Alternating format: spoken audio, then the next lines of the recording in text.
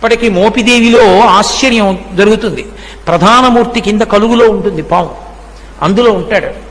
వాయువుని వింటూ ఉంటాడు, వేదనాదాన్ని వింటూ ఉంటాడు.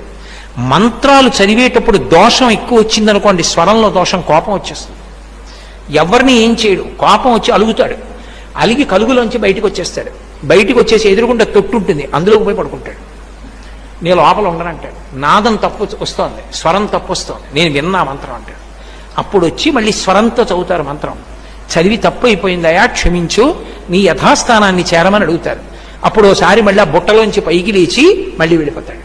అందరూ చూస్తుండగా జరుగుతుంది మోపిదేవిలో. నేను అబద్ధం చెప్పాను అనుకుంటున్నారేమో, మీరు కావాలంటే అర్చకుల్ని వెళ్ళి అడగండి. కిందే ఉంటుంది కలుగు, అందులోనే పడుకుని ఉంటాడు. అందరూ చూస్తుండగా బయటకు వస్తాడు. స్వరం తప్పినా, అనాచారం ఎక్కువైపోయినా బయటకు వచ్చేసి అలకపాన్ పెక్కి పడుకుంటాడు. మళ్ళీ వెళ్ళి వేదం స్వరంతో చెప్తే లోపలికి వెళ్ళిపోతాడు.